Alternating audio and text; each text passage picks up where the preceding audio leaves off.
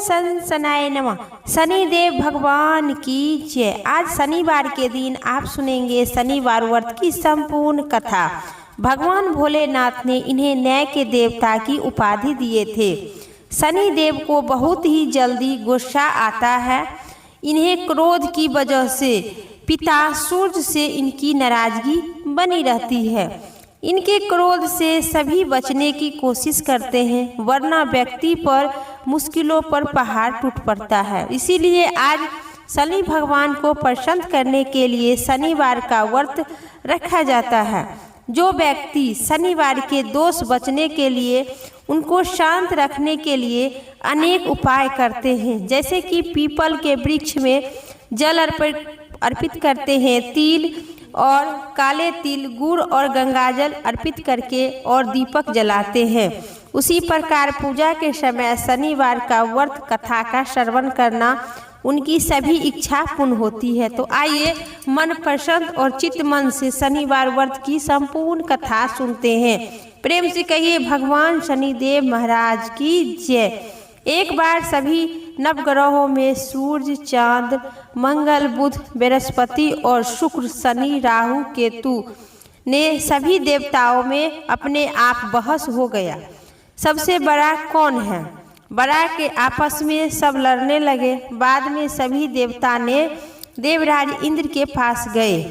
देवराज इंद्र यह समस्या सुनकर वो भी असमंजस की स्थिति में बन गए और परंतु उन्होंने सभी नवग्रहों के हाथ जोड़कर सुझाव दिए कि आप कृपा पूर्वक पृथ्वी पर राजा विक्रमादित्य ही इनका फैसला कर सकते हैं, क्योंकि वह बहुत ही न्यायप्रिय राजा है।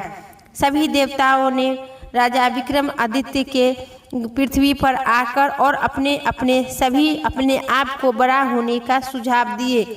2 मिनट खातिर राजा विक्रमादित्य भी असमंजस में पड़ गए, क्योंकि उनके लिए सब तो अपना अपना जगह पर बड़ा ही है। किसी को छोटा या बड़ा बताना उनके लिए बहुत बड़ा भारी भुगतान चुकाना होता। इसलिए राजा विक्रमादित्य भी यह 2 मिनट के असमंजस में पड़ गए। एक उपाय सोचे कि उन्होंने सोचे कि सोने, चांदी, कांसा, पीतल, सीसा, राग, जष्ठा, अभ्य और लोहा 9 धातुओं का आसन बनवाए। सब आसनों के कर्म से सोना सबसे आगे और लोहा सबसे पीछे रखवाए। इसके पश्चात राजा ने सब देवताओं के बोले कि यह आप अपने अपने आसन पर बैठ जाइए। आसन सबसे पीछे सबसे छोटा जाने जाएंगे, क्योंकि लोहा सबसे पीछे था। वह शनिदेव का आसन था। इसलिए शनिदेव समझ गए कि राजा विक्रमादित्य ने मुझे सबसे छोटा बना दिया है। इस पर शनिदेव बहुत क्रोध हो गए और राजा से कहे, राजा तू मेरा पराक्रम को नहीं जानता है। सूर्य एक राशि पर 1 महीने तक रहते हैं, चंद्रमा 2.25 महीना, मंगल 2.5 महीना और बृहस्पति 13 महीना, बुध और शुक्र 1 महीना, राहु और केतु दोनों उल्टे चलते हुए केवल 28 महीने लेकिन एक राशि रहते हैं। परंतु मैं एक राशि पर अथवा 60.5 साल तक रहता हूँ। बड़े बड़े देवताओं को भी मैंने विष्णु दुख दिया है। राजा सुनो, राम जी को सारी साटी आई और वनवास गए। रावण पर आई तो राम और लक्ष्मण ने लंका पर चढ़ाई करके रावण के सोने के लंका खाक में बदल दिया। अब तू क्या है मेरे सामने? मेरे सभी देवता से छोटा बताकर तू बहुत बड़ा गलती किया है। ऐसा वचन देकर शनिदेव वहाँ से चल दिए। विक्रमादित्य भी बहुत अफसोस में पड़ गए, मैंने क्या कर दिया। फिर तत्पश्चात फिर चले गए कुल का नाश करने के लिए। राजा तुम अब सावधान रहना। राजा ने कहा, जो कुछ भाग्य में है देखा जाएगा। उसके बाद अन्य ग्रह तो प्रसन्न होकर वहाँ से चल दिए, परंतु शनिदेव वहीं से बड़े क्रोध में सिधारे। जब जब राजा ने आई तो सारी साटी की दिशा। कुछ काल व्यतीत होने पर राजा को सारी साटी की दिशा आई। शनिदेव घोड़े के सौदागर बनकर अनेक सुंदर घोड़े के सहित राजा की राजधानी में आ गए। जब राजा ने सौदागर के आने की खबर सुने तो अपने अपने द्वारपाल को अच्छे अच्छे घोड़े खरीदाने के लिए आज्ञा दिए। द्वारपाल ने ऐसी अच्छी नल के घोड़े देखकर और उनका मूल्य सुनकर चकित हो उठे, परंतु राजा को खबर दी।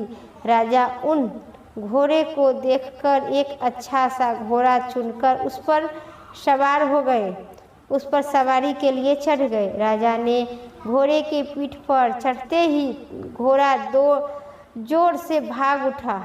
घोड़ा बहुत ही दूर बड़े जंगल में जाकर उस राजा को छोड़कर और अदृष्ट हो गया। इसके बाद राजा अकेला जंगल में भटकता फिरता रहा। बहुत देर तक पश्चात राजा ने भूख प्यास से दुखी होकर भटकते भटकते एक ग्वाले को देखा। ग्वाले ने राजा को प्यास से व्याकुल देखकर पानी पिलाया। राजा की अंगुली से अंगूठी निकालकर उस ग्वाले के दे दिए। उस ग्वाला ने प्रसन्न हो के साथ ग्वाले ने दे दिए। राजा ने फिर वहाँ से चलते रहे।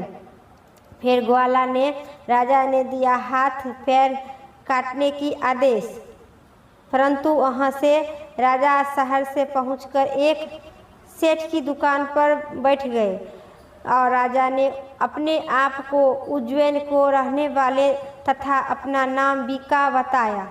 सेठ ने उनको एक कुलीन फिर देखा, बहुत देर तक बैठा। फिर उस दुकान पर बहुत सी बिक्री हुई। उस सेठ ने मनुष्य समझकर जल इत्यादि पिलाया। भाग्यवश उन दिन सेठ की दुकान पर बिक्री बहुत ही अधिक हुआ। तब सेठ उनको भाग्यवश पुष्प समझकर भोजन करवाने के लिए अपने आश्रम की अपने घर पर ले गए। लेकिन राजा को आश्चर्यचकित की बात ये हुई कि एक खूंटी पर हार लटका रहता, लेकिन और वही खूंटी उस निकल गया। भोजन के पश्चात कमरे में आने पर जब सेठ को कमरे में हार नहीं मिल पाया तो वह निर्णय किया कि इसके सिवाय, इस बीका के सिवाय इस हार कौन चुराया होगा। परंतु बीका ने हार तो लेने से मना ही कर दिया। इस पर 5 से 7 आदमी इकट्ठा होकर उसको मनचाही फौजदारी के पास ले गए। फौजदार ने उसको राजा के सामने उपस्थित कर दिया और कहा, यह आदमी तो भला प्रतीत होता है, चोर नहीं मालूम होता है, परंतु सेठ का कहना था कि इसके सिवाय और कोई नहीं आया है इस महल में, ये आवश्यक यही ने चुराया होगा। तब राजा ने आज्ञा दी कि इसको हाथ पैर काटकर चेर घिचा के रोड पर छोड़ देना। राजा की आज्ञा का तुरंत ही पालन किया और बीका राजा के हाथ पैर काटकर दर दर की ठोकर खाने के लिए विक्रमादित्य को छोड़ दिया। अब विक्रमादित्य अपाजी होकर दर दर के ठोकरे खाने लगा। कुछ काल व्यतीत होने पर एक तेली उसको अपने घर ले गए और केल्हू पर बिठा दिया। बीका राजा विक्रमादित्य उस केल्हू पर बैठ गए। अपनी आवाज़ से बैल हकता रहा। कुछ वर्ष तक शनि देव की सारी सारथी उस विक्रमादित्य पर चलता रहा। कुछ वर्ष बाद शनि की सारी साथी समाप्त हो गई और एक रात को वर्ष ऋतु में एक दिन बीका राग महल गाने लगा। उसका इतना सुंदर राग महल था कि उस तेली जिसका केल्हू पर बैठता था वो भी उस बीका राजा के राग महल सुनकर बहुत प्रसन्न रहा करते थे और पूछता था, जो तुम्हारा ऐसा हाल किसने किया है। शनि बीका राजा एवं वह विक्रमादित्य ने भाग्य के दोष देते हुए कहे और गाना सुनकर उस शहर के राजा की कन्या उस राग पर मोहित हो गई और दासी को खबर लाने के लिए भेजा। शहर में कौन सा रह रहा है? दासी ने देखा कि तेली के घर में चेरीगिर मोहल गा रहा है। दासी ने महल में जाकर राजकुमारी को सब वृथा सुनाई। उसी क्षण राजकुमारी ने अपने मन में यह प्रण कर लिया कि चाहे कुछ भी हो जाए। जब दासी की राजकुमारी की जगाया तो राजकुमारी सभी पढ़ लिया। तब दासी ने रानी से पास जाकर राजकुमारी के कहने उठने को वृथा कही। रानी ने तुरंत ही वहां जाकर राजकुमारी को जगाया और उसके दुख का कारण पूछा। तब राजकुमारी ने कही कि माता जी, मैं वहाँ प्रण कर लिया है कि तेली के घर में जो राग महल गा रहा है उसी के साथ मैं विवाह करूँगी। माता ने कहा, पगली, यह क्या बात कर रही हो? तुझको किसी देश के राजे महाराजे के साथ विवाह आदरपूर्वक कर दूंगा। कन्या कहने लगी कि माताजी, मैं अपने प्रण कभी नहीं तोड़ूंगी। माता ने चिंता होकर यह बात राजा को बताई। जब महाराज ने भी जाना तो समझा कि मैं अभी देश विदेश अपने अपने दूत को भेजकर सूर्य योग रूपवान एवं बड़े बड़े गुणवान राजा को साथ तुम्हारा विवाह अवश्य कर दूंगी। ऐसी बात तुमको कभी नहीं विचरनी चाहिए। कन्या ने कहा कि पिताजी, मैं अपने प्रण त्याग दूंगी, परंतु दूसरे से विवाह मैं नहीं करूंगी। इतना सुनकर राजा ने क्रोध जैसी भरदर कहा कि यदि तेरे भाग्य में ऐसा ही लिखा है तो जैसी तेरी इच्छा वैसे ही करना। राजा रानी बहुत अपनी पुत्री को समझाई, लेकिन वह एक नहीं मानी और शनिदेव ने राजा को दिया सपन में कि तेली को बुलाकर कहा कि तेरे घर में जो चेरिया है उसके साथ अपनी कन्या का विवाह करना चाहता हो तू। तेली ने कहा कि यह कैसे आप कर सकते हैं? यहाँ आप हमारे राजा हैं, मैं नीच तेली हूँ। राजा ने कहा, भाग्य में लिखा है वही होगा, कोई टाल नहीं सकता है। अपने घर में जाकर विवाह चेरिया विक्रमादित्य के साथ कर दिया। रात्रि को जब विक्रमादित्य और राजकुमारी की महल में सोए हुए थे तब आधी रात में समय शनिदेव ने विक्रमादित्य को स्वप्न में दर्शन दिए कि कहे, मुझको छोटा बताकर तुमने कितनी बड़ी दुख उठाया है। राजा ने क्षमा मांगी। विक्रमादित्य ने सपने में कहा, महाराज, मेरी एक प्रार्थना स्वीकार कर लो। जैसा दुख आपको मुझे दिए हैं ऐसा और किसी को नहीं देना। शनिदेव ने कहा, तुम्हारी यह प्रार्थना स्वीकार है। जो मनुष्य मेरी कथा सुनेगा यह कहेगा, उनको मेरी दशा में कभी किसी प्रकार के दुख नहीं दूंगा, और जो निर्णय यही मेरा ध्यान करेगा, चींटी को आटा खिलाएगा एवं डालेगा, उनके सब मनोरथ पूर्ण कर दूंगी।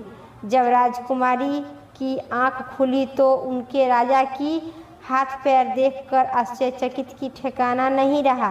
राजा अपनी पत्नी के अपना समस्त हाल कहा, मैं उज्जैन का राजा विक्रमादित्य हूँ। यह बात सुनकर राजकुमारी अत्यधिक प्रसन्न हुई। प्रातःकाल राजकुमारी ने उनकी सखियों ने पूछा तो उन्होंने अपने पति की समस्त वीरता कह सुनाई।